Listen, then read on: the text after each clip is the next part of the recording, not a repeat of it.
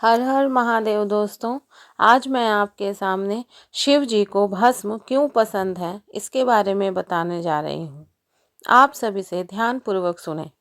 शिव जी को भस्म क्यों प्रिय है, यह प्रश्न केवल धार्मिक नहीं बल्कि गहरे आध्यात्मिक अर्थों से जुड़ा हुआ है। हिंदू धर्म में भगवान शिव को आदि योगी, महादेव और संहारकर्ता कहा गया है।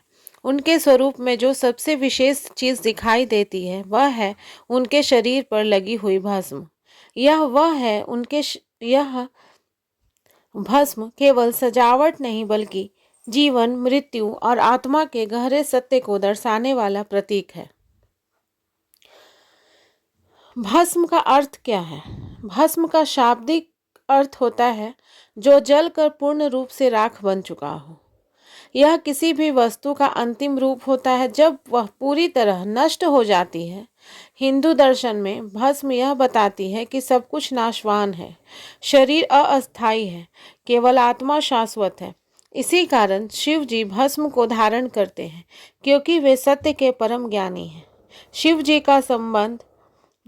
का शमशान से बहुत गहरा संबंध है।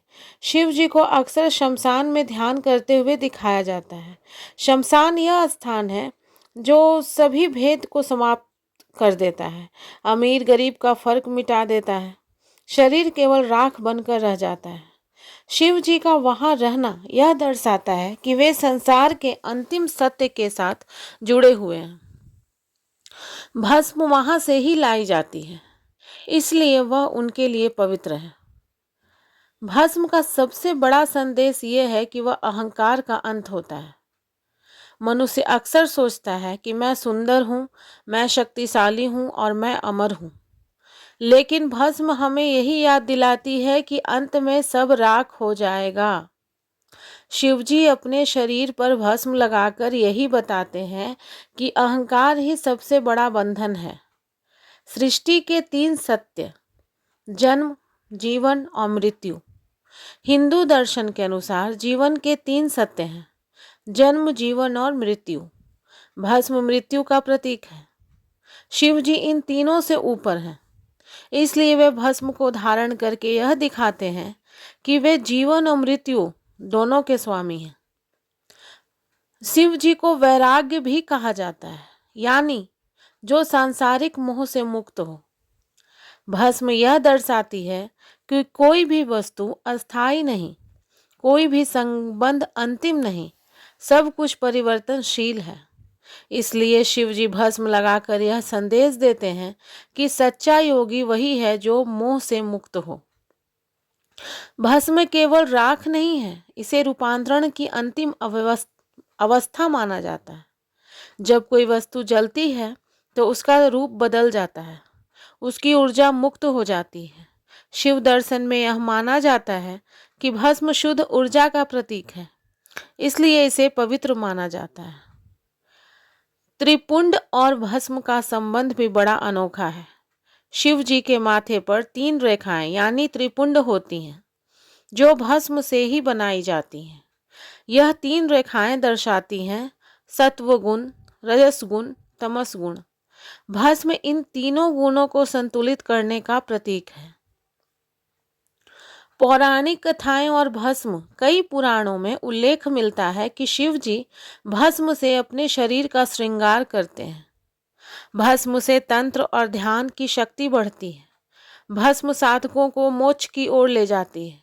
यह भी कहा जाता है कि शिव जी जब तांडव करते हैं तो सृष्टि का नाश होता है और भस्म उसका प्रतीक बन जाती है।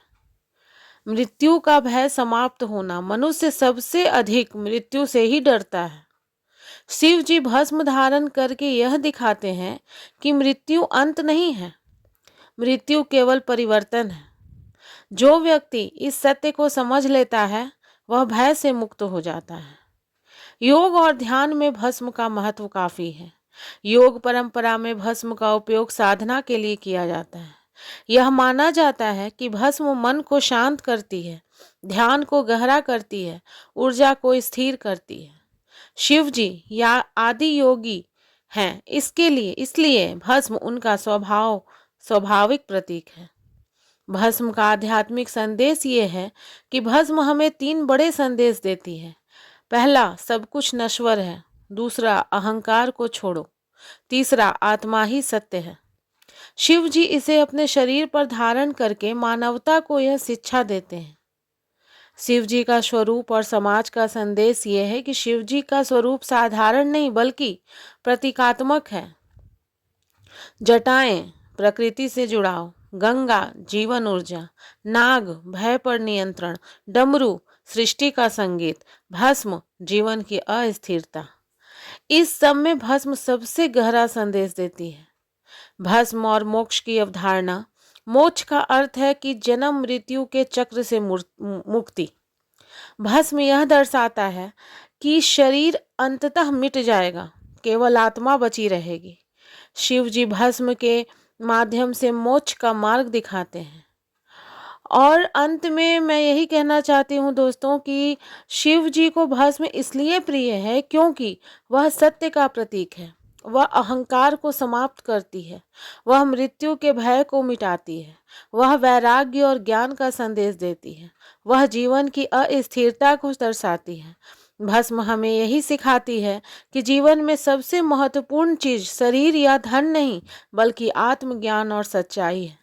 तो दोस्तों, अगर ये आपको कथा अच्छी लगी हो तो मेरे वीडियो को लाइक करें, शेयर करें, कमेंट करें और मेरे चैनल को सब्सक्राइब करें। हर हर महादेव दोस्तों।